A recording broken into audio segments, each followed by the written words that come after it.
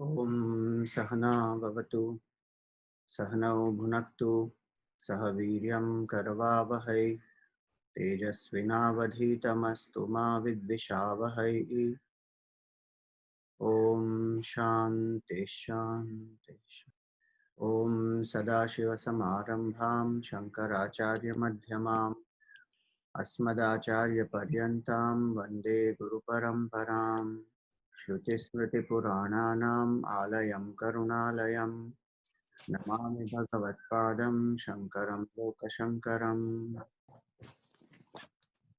Shankaram Shankaracharyam Keshavam Badarayanam Bhashyakritau Vande Bhagavantau Punah Punaha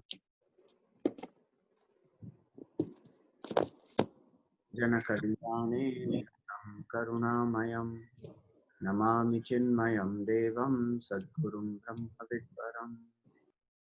Hari Om, salutations to all. So in the third Valli of the second chapter, we saw the last verse was verse 9. Na sandrishe tishtati rupamasya. The Supreme Self is not an object of perception. Na chakshusha pashyati kaschanainam. With the eyes one cannot perceive, meaning with all the senses one cannot perceive.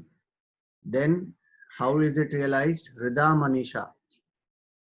With the heart it is realized. What is that heart? The mind which is controlled by the buddhi. So we saw the intuitive knowledge of the self has to rise. The sharp, subtle intellect, pure mind, when they come together, that is called the heart. So the intellect as though is like the guru which has trained the mind, and both this mind and intellect have come together.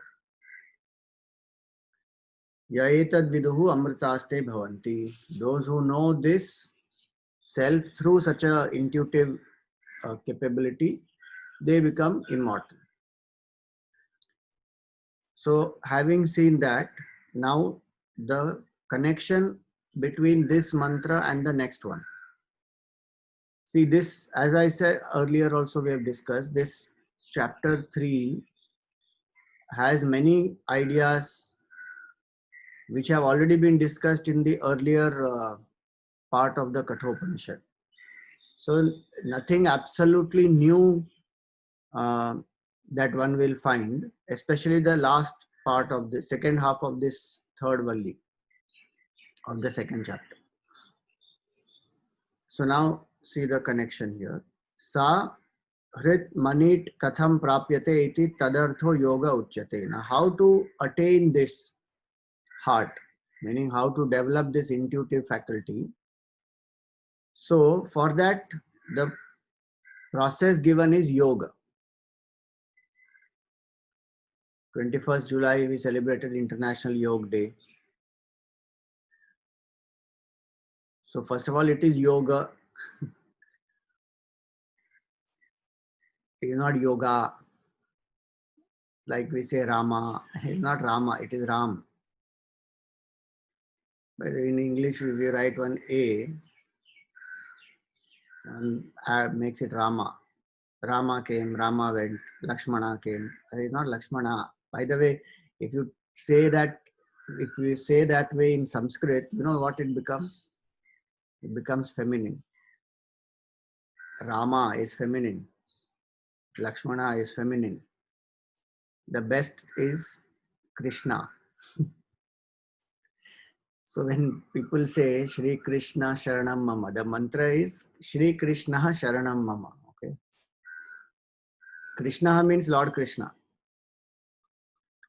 But if you say Shri Krishna Sharanam Mama, Krishna means Draupadi. So now think about who Sharan you are going. Shri Krishna Sharanam Mama or Shri Krishna Sharanam Mama. So in the yoga, so the process is yoga. To unite with the self also yoga. To integrate this mind and intellect and let this intuitive capability awaken in the person, for that also yoga. So sahrin manit katham prapyate iti tadartho yoga uchyate. So now next few verses which come is 10, 11, specifically 10 and 11. They are how to develop this intuitive faculty.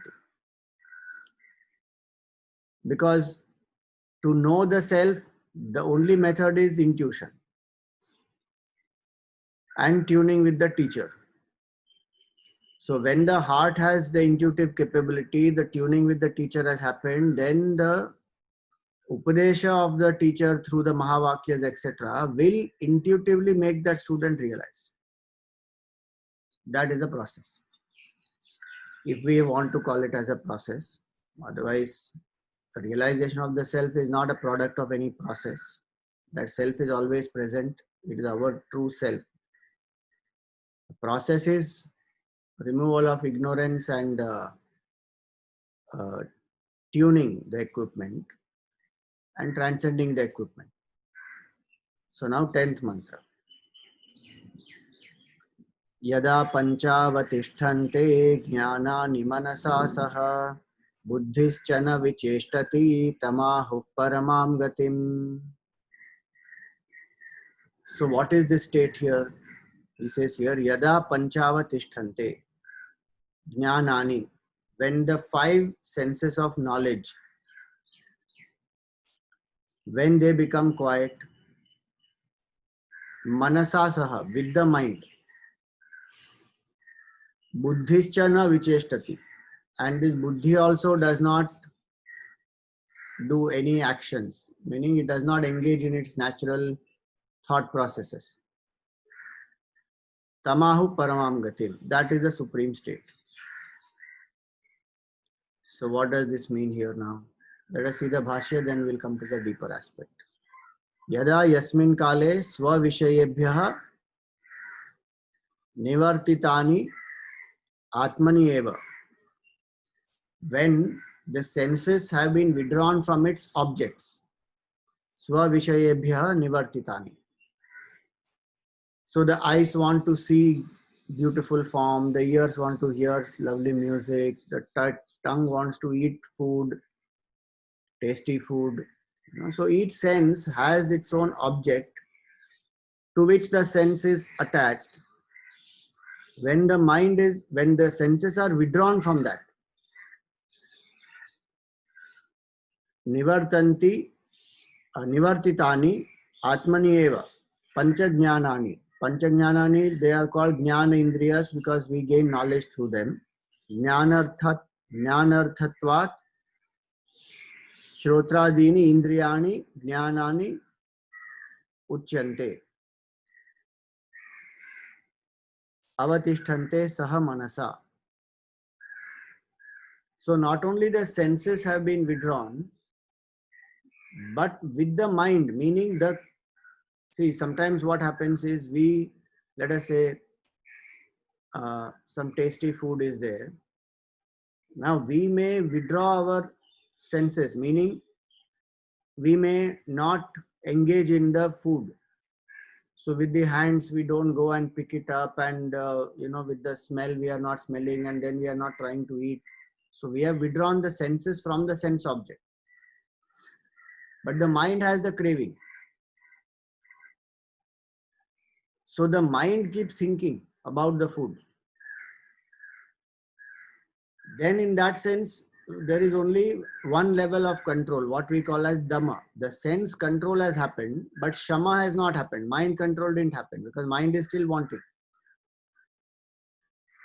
Right now, that must be happening to all of us. COVID situation. We may want to go out, we may want to travel, we may want to, just eat street food. Craving for street food may be there. How many months have passed, Swamiji? From March onwards, I have not eaten, only no junk food, no pizza, no outside food, Life is very difficult. So physically one has withdrawn from those objects, but In the mind, there is a craving. Here, it is both. Physical withdrawal also is there, shama is there, dhamma is there, and then mentally also. No dependency and no craving for it. It is yad anugatani tena sankalpadi vyavrittena antakaranena. So all these sankalpa here is not firm determination or resolve. Sankalpa here means this fanciful imagination, samyak kalpana. That happiness is in this object. If I eat this, if I hear this, if I see this, I feel so thrilled. So this mind is not engaging in fanciful imaginations. Most of the time, that is what happens to us is we can withdraw. Like yesterday was Ashadhi Ekadashi. So this Ashadhi Ekadashi is called Maha Ekadashi. And one should do fasting on that day. In fact, some places in Naradiya Purana, etc., is written that if one does not do fasting on generally on Ekadashi itself, all sins come and reside in food. And so if you eat cooked food on that day, you are consuming sin. Now one reads all those passages and one thinks, what is all this? This is so, primitive knowledge, superstition. Sin comes in and resides in food. See, that is their way of saying. We have not understood the significance. Cooked food. There is a lot of craving for taste. So when we cook food, generally the raw food is what we call as sattvic. Fruits and milk and vegetables and whatever, those things. Best thing what the Shastra says is you just drink water, do upvas without consuming any type of food. If that is not possible, then do once in a day fruit. That is called Eka Bhukta. One time in a day only. And some fruits and milk, curd, some of those. No cooked food, no annam. If you find that difficult, eat at night also, only fruit. Because that has prana shakti and it is light to digest. So sattva guna will increase. This cooked food destroys prana shakti because heat will destroy prana shakti. And this rajas and tamas increase because of the food we eat. So when rajas and tamas increase, that is why we sin. Sattva guna doesn't make us sin, doesn't make us do anything wrong. It doesn't create agitation. With rajas and tamas create agitation. And if one wants to, meditate and realize the self, then this is the method. Withdraw all the senses, withdraw the craving of the mind, withdraw the intellectual vanity and doership and all that. Realize the self. So Ekadashi Vrata is meant to do two things. One is to help us to withdraw the senses and from their sense objects. And second is turn towards the Lord. So the mind and intellect keeps remembering Bhagwan. Upa means near, Vasa means to stay. So the person is supposed to remember the Lord, chant the name of the Lord, do the puja of the Lord, sing the glories of the Lord, listen to the katha of the Lord. That is what one is supposed to do. And it actually starts on Dashami day. Ekadashi Vrat is for 3 days actually. And it is a very nice sacred vow. But people have forgotten all that, and then one day alone they do even that. They try to invent new ways to eat cooked food. Rajagra ka shira and some puri and some sabudana khichdi and all potato chips and all. The purpose only gets lost.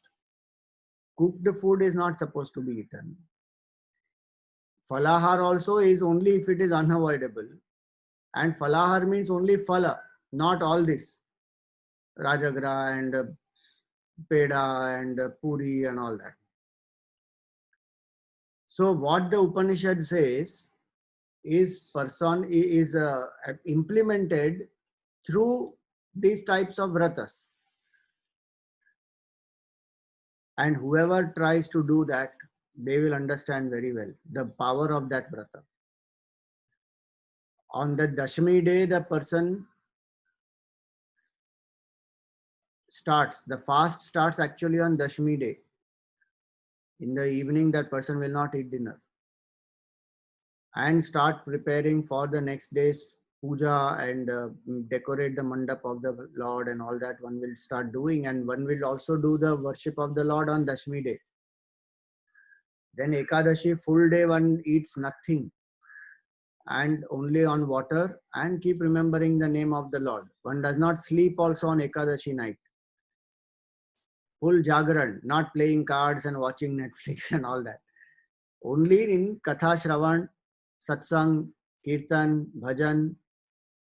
Then next morning, one takes bath, does the Abhishek of the Lord and feed some of the Brahmanas, give them Dakshina, then do one's Nitya Karma. After that, take the Naivedya from the Lord with Tulsi. One has to break the fast with Tulsi and then the Naivedya. And on 10th day, on the Dashmi day, one takes a sankalpa that I am going to do Ekadashi Vrat. Oh Lord, you please help me to follow this Vrat properly. No obstacle should come internally, externally, and may my remembrance of you be uninterrupted. So this is the bhakti depiction of this Upanishadic principle. When the senses are withdrawn, mind, intellect is turned towards the Lord, then one realizes. And the shloka given for that also is so beautiful. We've forgotten all those things. See, the shloka is so nice. He says, Ekadashyam niraharaha sthitva chaham parehani bhoksheham pundarikaksha sharanam me bhava achyuta. Narad Puran says that. 23rd chapter, 15th shloka. Ekadashyam, on the Ekadashi day, the person is taking this sankalpa on the Dashmi day. He is praying to the Lord that on the Ekadashi day, nirahara sthitva, I will not eat food, O Lord. Pareyahani, in the night, in the day, I will not eat food. When will I eat food? Bhoksheham, on the Dwadashi day I will eat. Bhoksheham pundarikaksha, O Lord Vishnu. Sharanam me bhava achyuta, you please be my refuge. Meaning, bless me with bhakti, bless me with shraddha, that I hold on to only your feet. Let my mind not wander anywhere else. And so many things we hold on to, some people, some objects, some things in the world. May our mind go away from all those. Bhagwan alone is our refuge. In that way, one takes this sankalpa on Dashami day. Then on the Ekadashi day, another beautiful verse from this Naradiya Puran. Ajnana timirandhasya vrate nanena keshava prasida sumukho bhutva jnana drishti prado bhava. So the prayer is, I am blinded by ignorance. I don't know who am I. Ajnana timirandhasya vratena anena keshava. With this vrata of Ekadashi, O Keshava, prasida, please be gracious to me. Sumukho bhava, please reveal your auspicious form to me. Sumukho bhava, sumukho bhutva, jnana drishti prado bhava. And please bless me. When you reveal your form to me, please bless me with the divine vision of our oneness. Jnana drishti. So it is not some blind vrata that people are doing just for the sake of detoxifying the body. It's a very healthy way to detoxify the body. Subtlest is brought down to the grossest. Detoxification is a secondary byproduct of fasting. Some people may do fasting for detoxification. That is their objective. Is okay. Let them do. Ekadashi Vrat has much more deeper significance. is to unite with Bhagwan. And this is the Upanishadic principle which is saying, when the senses are withdrawn from the sense objects, mind is not craving for them, mind is seeking Sharanagati, Sharanam me bhava achyuta. And Buddhi is wanting knowledge, Jnana Drishti Prado Bhava. So there is no trace of Vishaya Vasana. And still going deeper, even that thought of the Lord and the self, they also finally dissolve by themselves. That is called Parabhakti, where this division of I am Bhakta, you are Bhagavan, that also goes. That is what this says. Buddhischa na vicheshtate. The duality in the Buddhi is gone. Buddhischa adhyavasaya lakshana na vicheshtati. That Buddhi functions. So if the mind is in the realm of doubt, Buddhi is a decisive faculty. So mind has gone beyond all doubt. Buddhi has stopped rationalizing. It has crossed the boundaries of logic. Svavyapareshu na vicheshtate, na vyapriyate, tamahu paramam gatim. That is the supreme state. What is that? Not a blank state. The state of the absolute self. So this is called yoga, where the senses, mind, intellect are all united with each other. There is no disintegration.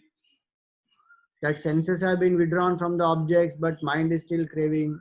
Or senses and mind are withdrawn, but intellect is still having some, deep desire to enjoy, or is planning, scheming, or is justifying the indulgences that I have been living in tapasya for so long time.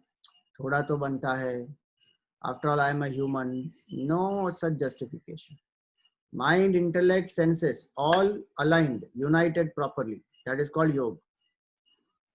So he says that is how one will attain the supreme state, union with the self also. And this process of uniting is what we call as this earlier shloka, what it mentioned, Manisha. Hrida Manisha. The intuitive capability when both this mind and intellect have come together. That intuitiveness is, this shloka is saying that. Now in this process, see, these senses, mind, intellect are by themselves matter.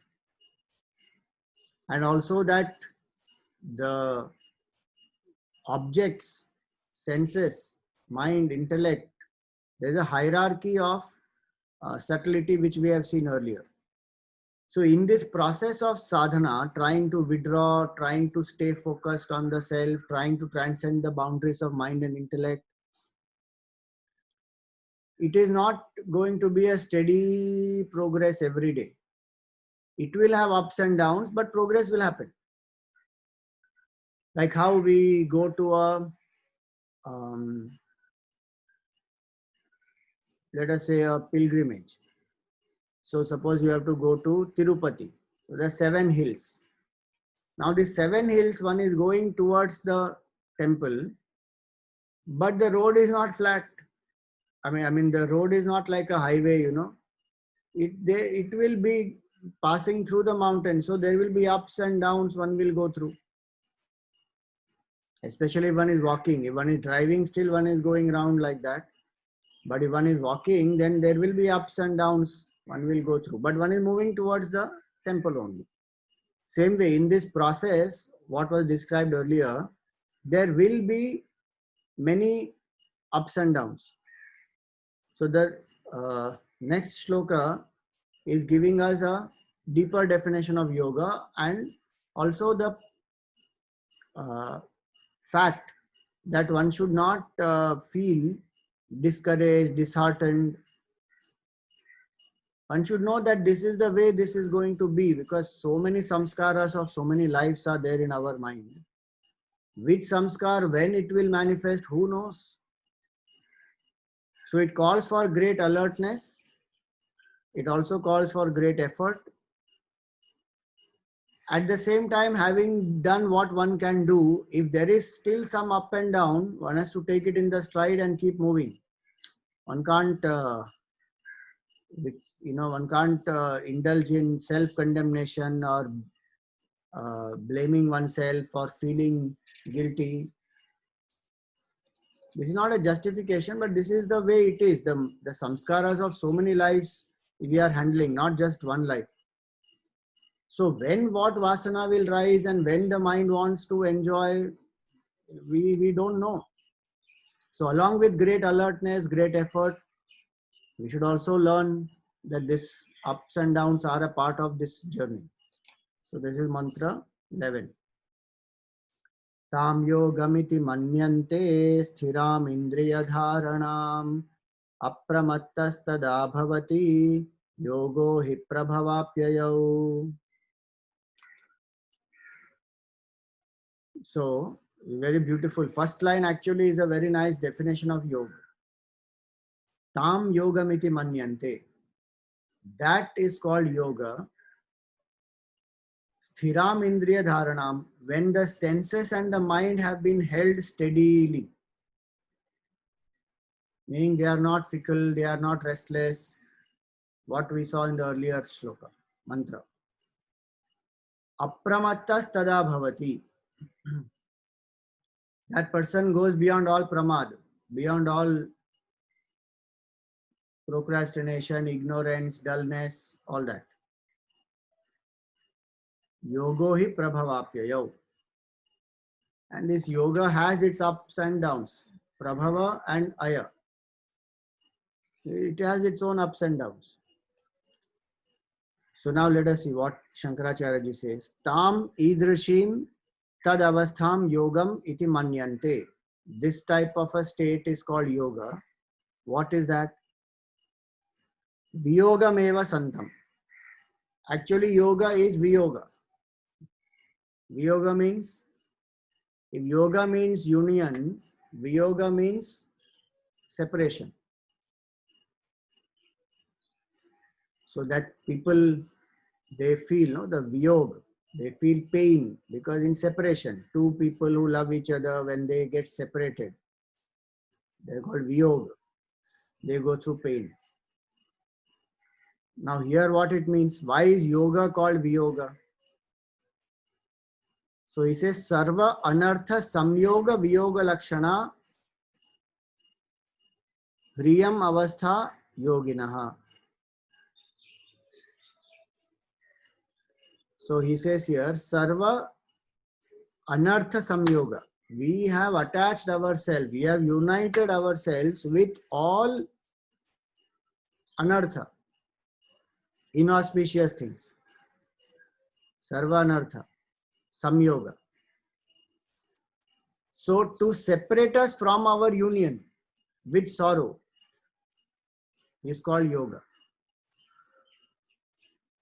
Sarva anartha samyoga viyoga. The viyoga of our samyoga, the separation of our attachment to sorrow. How strange is that? But it is a fact.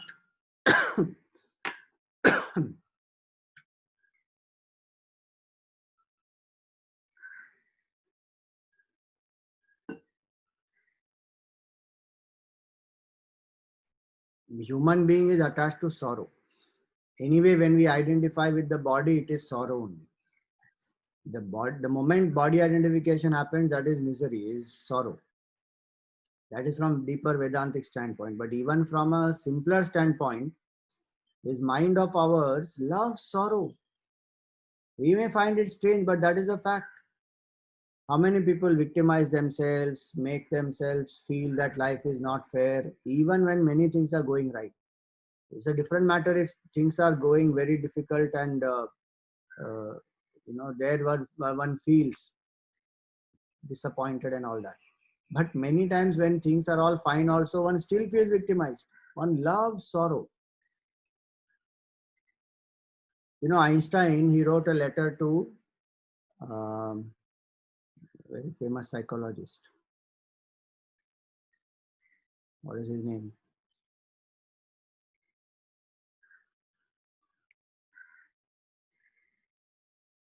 Carl Jung or somebody, one more person is there. Just give me a minute. About World War, he asked a question. Why does human being go to war? He asked that question. I'm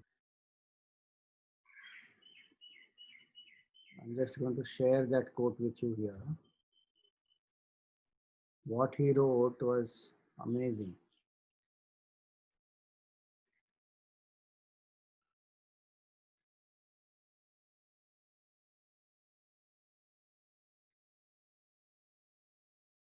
Freud, Sigmund Freud. He wrote, this Einstein, Albert Einstein, he wrote a letter to Sigmund Freud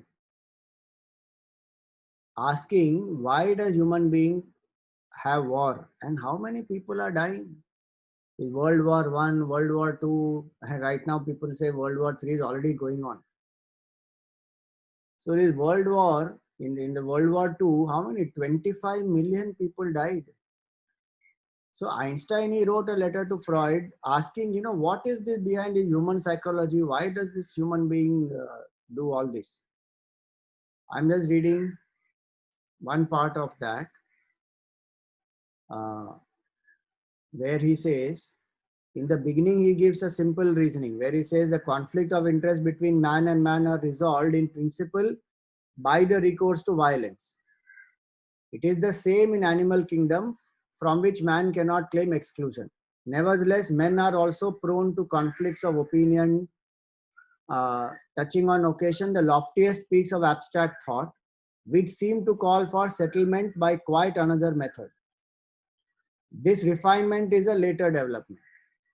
Then he goes on to say that there is a dual capacity for good and evil in human nature, and these two seemingly opposing forces operate in necessary unison. So he says here that we assume that human instincts are of two kinds, those that conserve and unify, and secondly, the instincts to destroy and kill, which we assimilate as the aggressive or destructive instincts. So love and hate, attraction and repulsion, these are the opposing forces. Only exceptionally does an action follow on the stimulus of a single instinct, which is per se a blend of conserve and destructiveness. As a rule, several motives of similar composition concur about the act. And he goes on to say in this whole letter that how human being actually loves sorrow. Human being loves to inflict sorrow upon oneself. And Einstein can't believe when Freud wrote to him, he said, Einstein couldn't believe is it really so? Because it doesn't appeal to us that why should we love sorrow? But that's how one is. One has in deep human psyche, the love for sorrow is quite a lot. One tortures oneself, one tortures others. Bapre, how much? If you see those things of World War II, terrible how people were put in concentration camps, gas chambers, and what not. One wonders how can a human being behave like that? But that's how it is. And those are what we are calling extreme expressions which we see.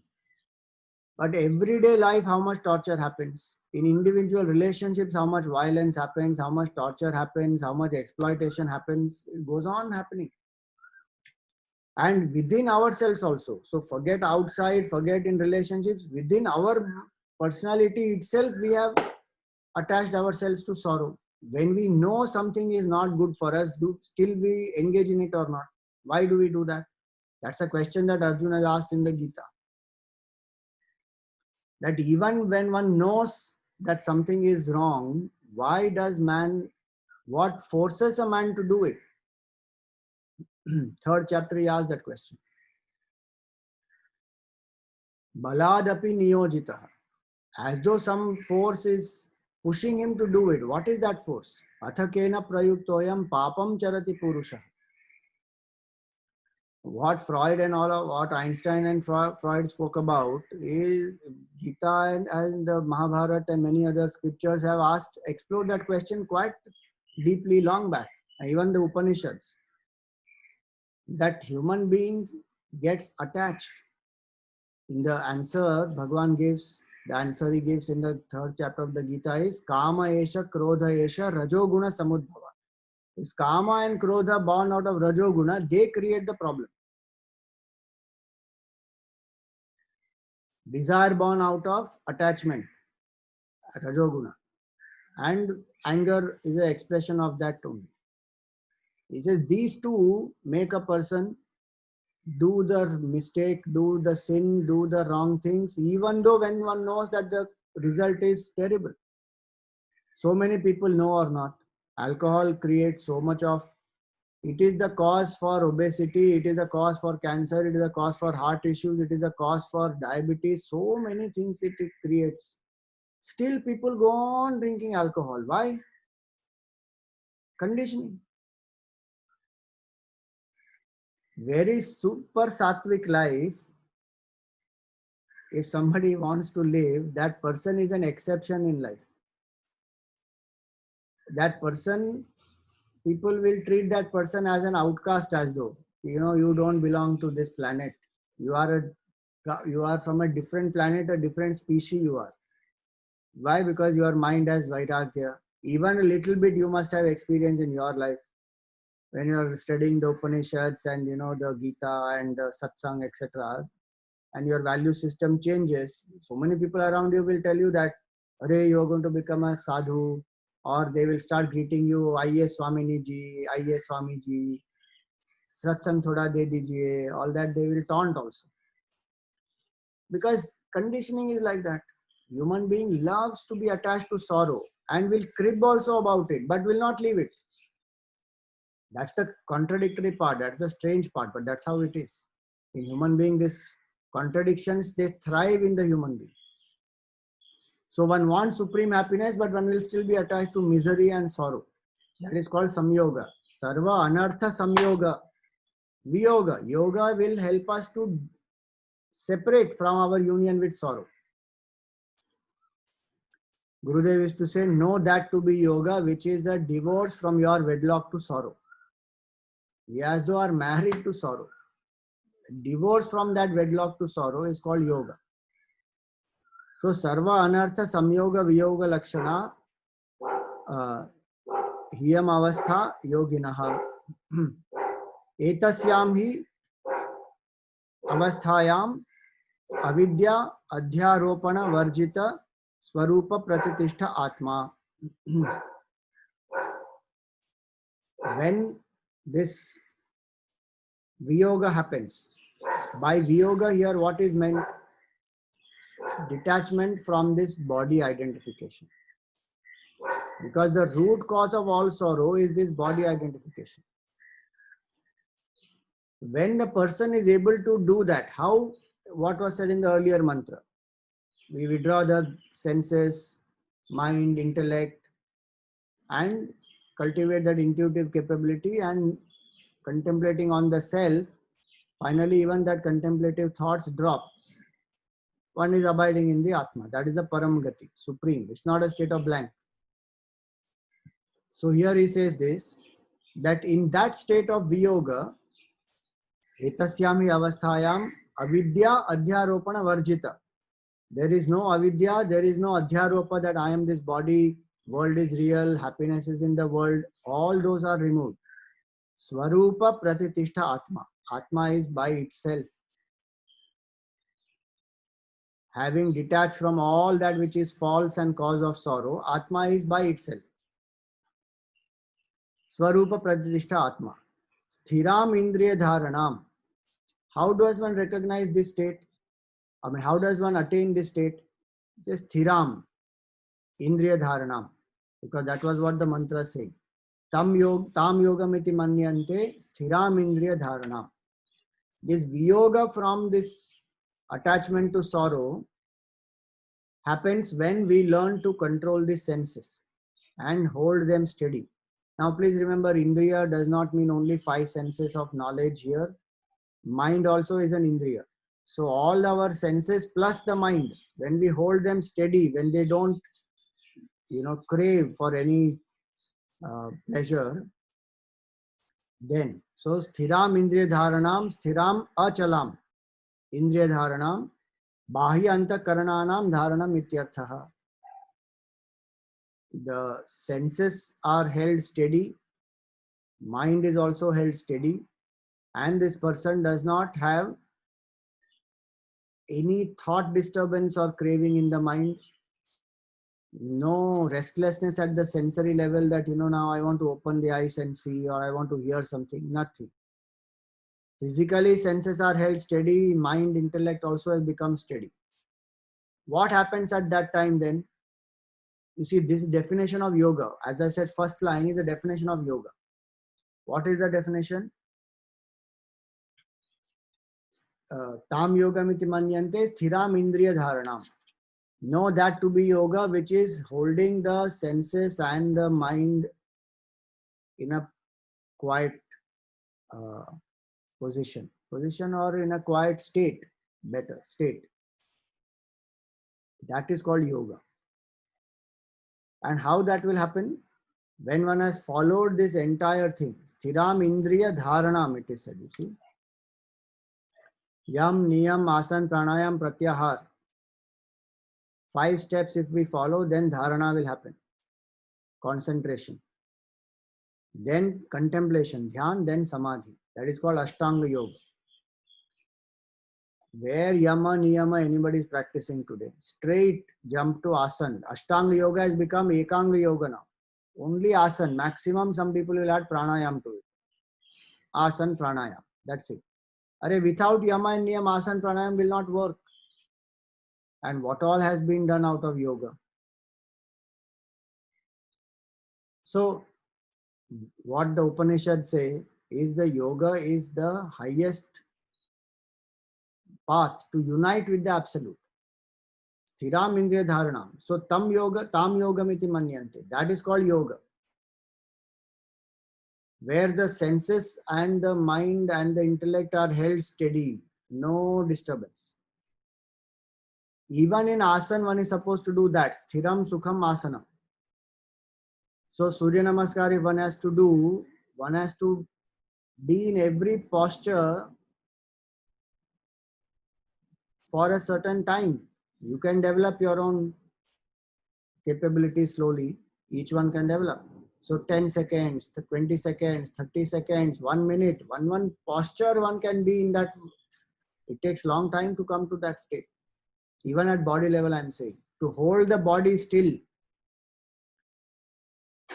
And the most toughest asana is this Shavasana. People think Shavasana means, chalo, I have to relax now. I have been lot of hard work and workout I have done. I have sweated it out now. Just sleep, relax. All the other asanas are to experience this Shavasana perfectly. Why? I have to become like a corpse. Body has to be still, prana has to be still, mind has to be still, intellect has to be still. Now you see how beautiful these Upanishad mantras are, that you will find the application of these Upanishad mantras in rituals like Ekadashi Vrat also, as well as practices of yoga also. Asana, pranayam, shavasana, all that. Same mantra it is. So, sthiram indriya dharana. Exact opposite we are doing or not today. 100 Surya Namaskar. So one goes on doing fatafat. It is not some gymnastics exercise or something that you have to do quickly. You have to do it slowly.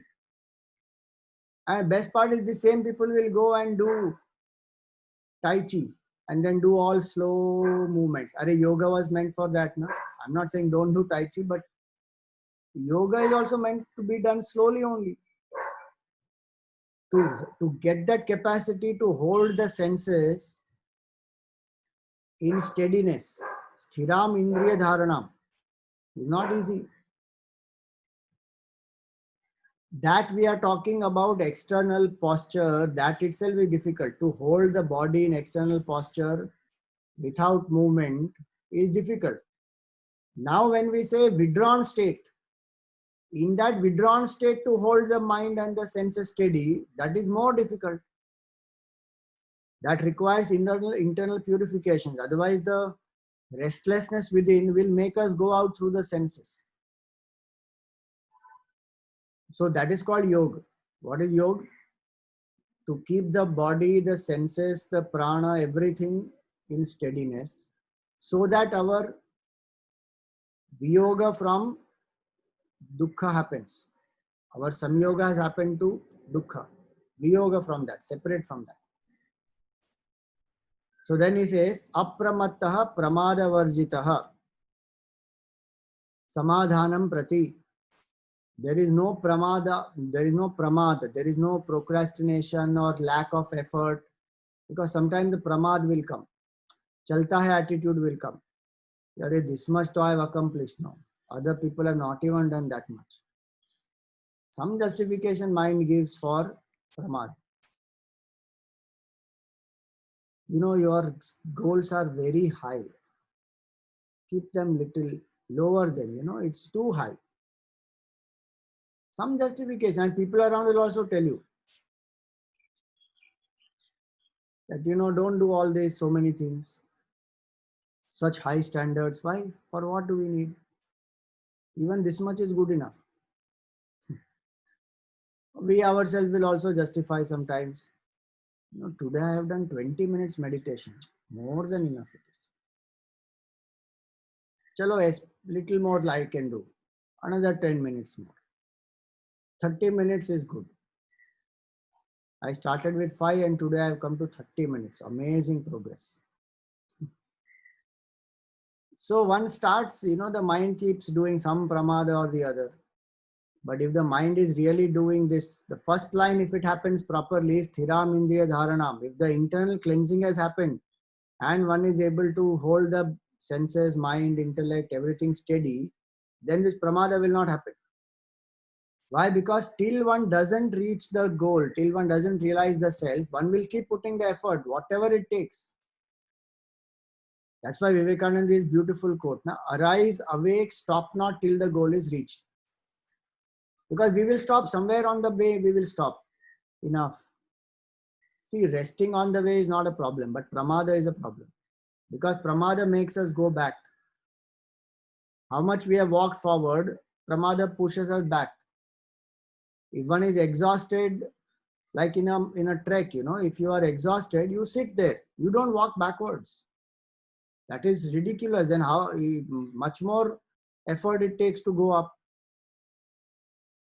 But when we do pramad, many times we come backwards. Why? Because the mind doesn't know to just stay. It falls back easily because some karma vasana behind in the past, some temptation in the present, mind is pulled out. So that should not happen. So apramatta means no pramad. So what should be done then? Like simple example, if one is it requires a lot of intellectual stamina to contemplate on the nirgun nirakar supreme consciousness. Because mind keeps holding on to some form, name, qualities, attributes, lila, something it needs to hold on to. To say that Brahman is pure consciousness, aja, avyaya, amara, avinashi, avikari, not easy. So one gets intellectually also exhausted. So what should be done? If contemplation one is finding difficult, then come to one level below, start doing mantra japa. Visualize the form, do mantra japa. When one feels again strong enough, again go back to contemplation. So in that way one can keep switching. But don't do the other thing, that I have contemplated on the pure consciousness, now I'm exhausted, so I am just going to indulge in sense pleasures. That is going backwards. How much one lifted oneself up, fully one goes down. Again, one has to put great effort. I'm not saying don't engage in the world of objects. All I'm saying is that what is not conducive, what will increase body identification, attachment, what will increase the uh, craving for pleasure, those things one should not engage in. That is called apramatta. Apramattah pramadavarjitah. Samadhanam prati. When the mind is trying to place itself in the self, dadhati means to place. Samadhan means to place the self, the mind in the self very well. If you remember, in Vedanta, we have fourfold qualifications. Vivek, Vairagya, Shatka Sampatti. In Shatka Sampatti, the sixfold qualifications, the last one is Samadhan. Shama, Dhamma, Uparama, Titiksha, Shraddha, Samadhan. Samadhan is absorption in the self. And Mumukshutvam was the fourth main quality. So this Samadhanam is when one is trying to absorb the mind in the self, not blankness. That state of Samadhan is what he says here. Samadhanam prati, there is no pramada in that. One is putting effort continuously to unite with the self, because that's the objective. Why is the senses, mind, etc. made quiet? So that with that quiet mind, intellect, senses, we contemplate on the self, drop this body identification and be one with the Supreme. So apramatta tada bhavati. This pramada will not be there if one has followed the first line properly. So samadhanam prati nityam yatnavan tada tasmin kale yadaiva pravritta yogaha bhavati iti samarthyad avagamyate. So such a person, yatnavan, who is the seeker, who is putting these great efforts, this person will not do pramad and will keep putting the efforts till that person unites with the self.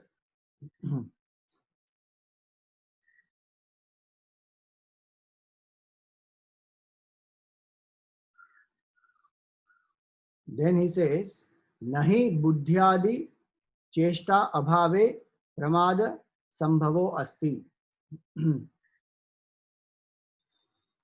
Why pramada is not there? Because this buddhi is not doing its usual job of rationalizing, of analyzing, or of doership.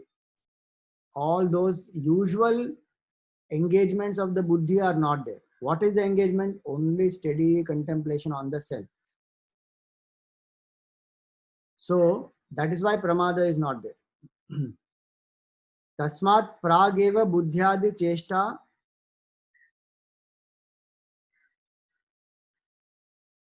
paramad apramado vidhiyate. Same thing. Because the buddhi's cheshta is already transcended. When in the earlier mantra it was said, no? Yada panchavatishthante jnanani manasa saha buddhischa na vicheshtate. The buddhi is not doing its usual job. So pramada will be there if the buddhi is engaged in its usual things. Because one has disassociated from that, pramada also will not be there. Another meaning given here is athava yad eva indriyanam sthira dharana tadanim eva nirankusham apramattatvam iti ataha abhidhiyate apramattas tada bhavati iti. The other meaning given here is when the senses are held steady, indriyanam sthira dharana, at that time the intellect is apramatta, because the pramada comes through the senses. It comes through the senses, it comes through the mind, it comes through the buddhi. So buddhi was already covered. Because the senses have been controlled, there is no pramada, because buddhi is not doing its usual job of desiring, of rationalizing. That is also gone. Senses are also controlled. Nirankusham apramattatvam ityataha abhidhiyate apramattas tada bhavati. Then this pramada is gone. Kutaha, yogo hi yasmat prabhavapyayav. This yoga is generally seen to have ups and downs. Prabhava and aya. Upajana apaya dharmaka iti arthaha.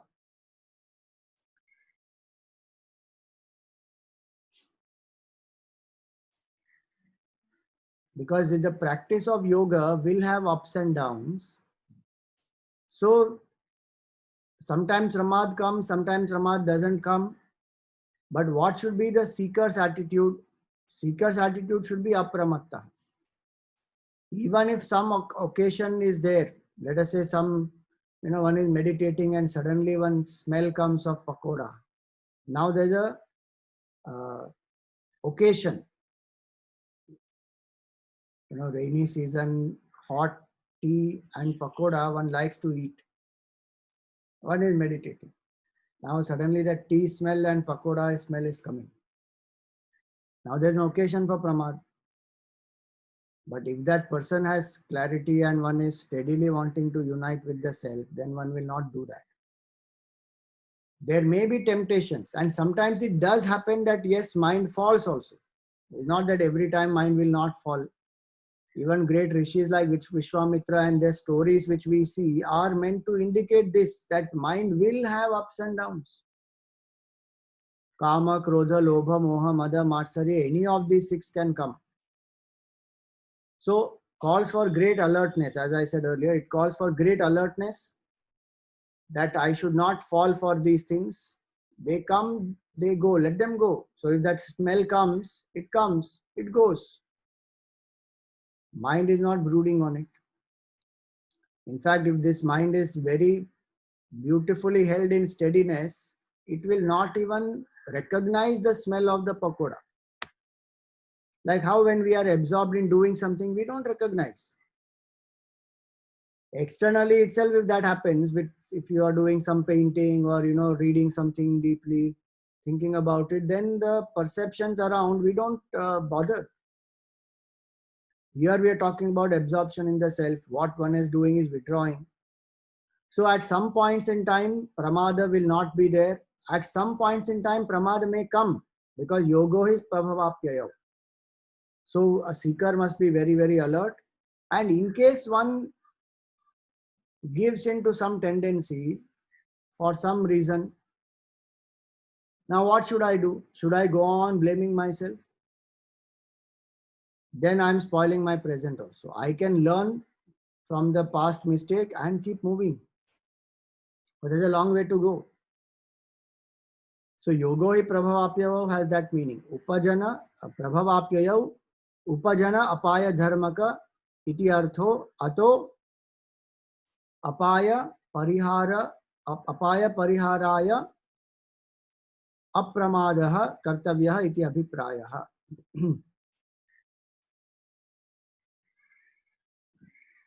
Hence, for the sake of absorption of the mind in the self, what should one do?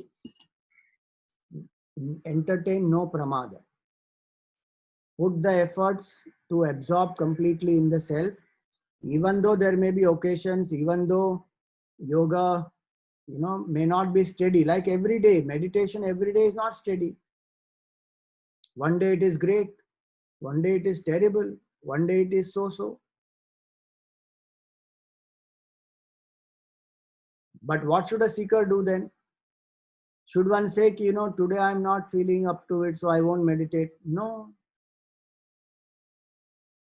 When I was studying in Sandipani, in Pavai Ashram, so my teacher said one thing very beautifully.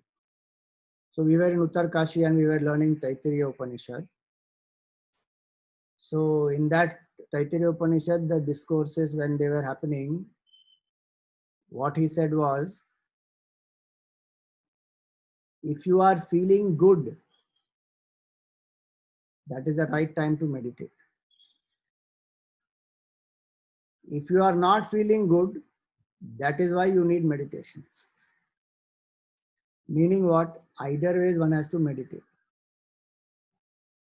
Even is feeling good, one always say, one feels like, oh, everything is cool, everything is fine. Why should I meditate? That is the time when we meditate, we can go deeper. When we are not feeling good, then we say, I'm not in the mood, mind is very disturbed, I can't meditate. That is the time meditation is needed to quieten the mind. So either ways, whether it is good time or bad time, meditate. And don't worry about this mind, because that's exactly what we are trying to do in meditation, is disassociate with this mind. How can meditation depend on the condition of the mind then? When we are trying to dissociate from the mind only.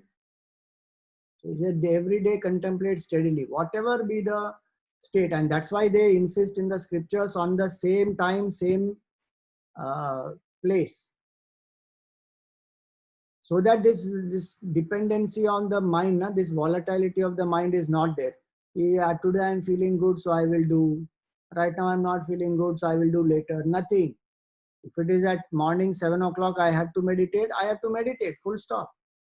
Now, whether I feel good or I don't feel good, I have to meditate, over. Now, if you say, no, this is going to become mechanical, no, it will not be. These are all tricks of the mind. You will find the exact opposite.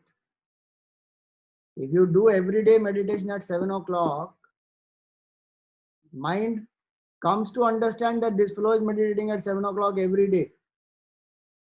So finally its tricks will go away and mind will go deeper into meditation. And if it starts enjoying that, then all the more better, it will love it. How will enjoyment happen? Only when I'm steady. If I'm not steady and every day I have a different time to meditate, every day I keep watching my mind and saying, today I feel meditating, today I don't feel like meditating, that one should not do. Even if one every day is doing steady meditation at the same time, in that itself there will be lots of ups and downs. So the effort should be without any pramad. In spite of occasions, external, internal, being there for pramad, ups and downs may still happen, but the seeker must try that in spite of it all, meditate and absorb the mind in the self. So that is how yoga happens, where one unites with the self. So steady senses and the mind, steady effort, finally unites the person with the self. All these three are yoga. Yoga is not just one part, it's all the three. All efforts to make the senses, mind, intellect steady, all the efforts to put this effort continuously and steadily, in spite of all ups and downs that the mind goes through, and finally absorption in the self. So for today I will stop here. Any questions, anything, you are welcome to ask. It is Sigmund Freud, no? Freud. They spell it as Freud. Sigmund Freud. It's one big letter it is. Nirja ji, you can unmute and ask. Hari Om Swamiji. So, so pramad is temptation, or is pramad attachment, or is it wavering of the mind? See, literally pramad means the intensity of the effort reduces. So what we spoke, na, chalta hai attitude comes. I don't put the required amount of effort. I take it easy. So I compromise in the effort. That is actually called pramad. So compromising of the effort is called pramad. Okay, Swami, thank you.